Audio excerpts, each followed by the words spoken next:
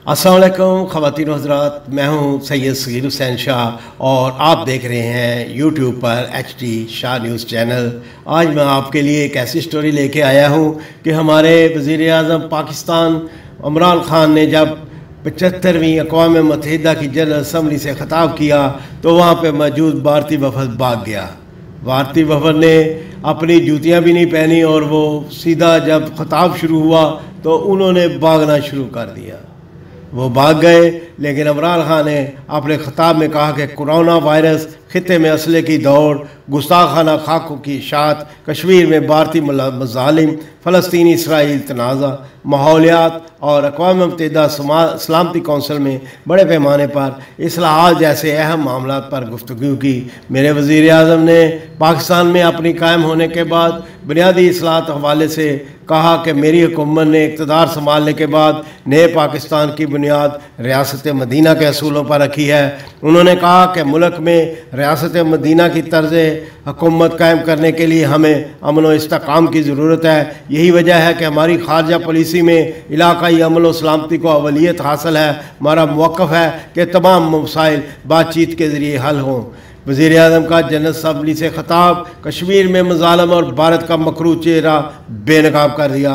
वज़ीर-ए-आज़म ने कहा कि कोरोना वायरस दुनिया को मुत्तहिद करने का बेहतरीन मौका था, लेकिन इसकी बजाय मुख्तलिफ ममालिक में कौमों, मज़ाहब और फ़िरक़ों के दरमियान मज़ीद इख्तलाफ बढ़ गए। उन्होंने कहा कि इन्हीं से इख्तलाफ ने इस्लाम मुखालिफ जज्बात को भड़काया और मुख्तलिफ ममालिक में इस्लाम की बेदर्दी से निशाना बनाया गया। में RSS ने बाबरी मस्जिद को शहीद किया, 2002 में गुजरात में मुसलमानों को कत्लेआम किया।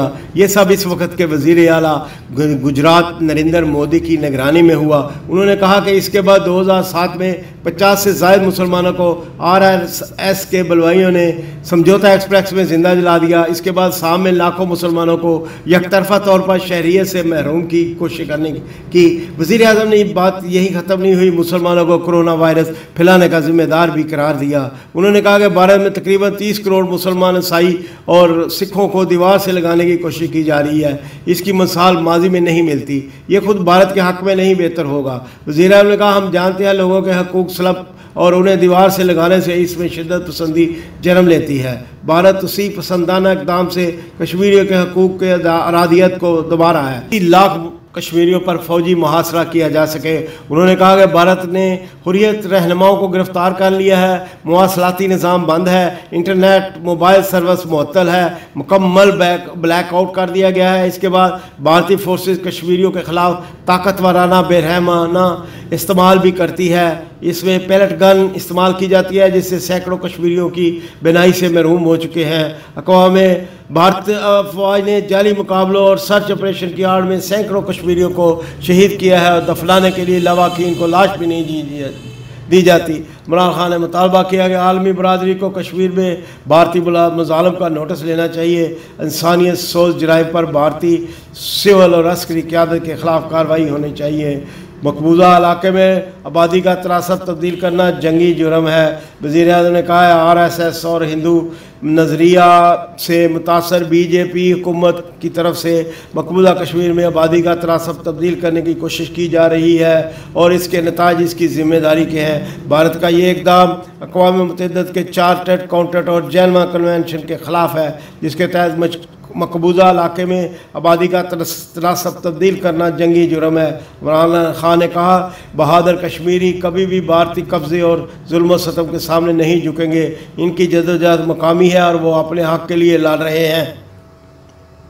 ने पाकिस्तानी हुकूमत और अवाम हक़ के खुद इरादियत के असूल के जायज़ मकासद की जदोजहद में कश्मीरियों के भारत पाकिस्तान के साथ अक्सरी महाराजराई का ख़तरनाक खेल खेल रहा है। वज़ीर-ए-आज़म इमरान ख़ान ने कहा कि मकबूजा कश्मीर में अपने करतूतों पर पर्दा डालने के लिए भारत पाकिस्तान के साथ अस्करी महाराजराई का ख़तरनाक खेल खेल रहा है। भारत की मुतअद्दिद इंतशाल अंगेज़ियाँ जंगबंदी हुकूमत के ख़िलाफ़ वर्जियों के बायस पाकिस्तान इंतहाई तहम्मुल का मुजाहरा कर रहा है। हम मुसलसल आलमी बरादरी की तवज्जो इस तरफ दिला रहे हैं। भारत पाकिस्तान के ख़िलाफ़ कोई जाली फ्लैग ऑपरेशन ऑपरेशन मुहिम जोई करने का मंसूबा कर रहा है। उन्होंने कहा कि भारत को खबरदार किया, अगर भारत ने कोई मुहिम जोई की तो हम ऐसी कौम से नबरदा होना पड़ेगा जो अपनी आज़ादी के लिए आखिरी हद तक लड़ने का अज़म रखते हैं। वज़ीर-ए-आज़म ने वाज़ेह किया, मसला कश्मीर के हल तक जनूबी एशिया में देर पा इस्तेकाम अमन नहीं हो सकता। कश्मीर बिजा तौर पर भारत और पाकिस्तान के दरमियान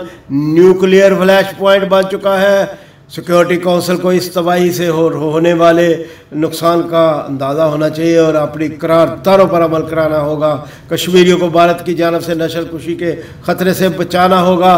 पाकिस्तान हमेशा इस मसले पर अमन के लिए ज़ोर देता रहा है। भारत को 15 अगस्त 2019 को उठाए गए इकदाम को वापस लेने होंगे। मकबूजा कश्मीर में फ़ौजी मुहासरा और ब्लैकआउट ख़त्म करना होगा। इसके साथ साथ वज़ीर-ए-आज़म पाकिस्तान ने कहा कि हमारे जो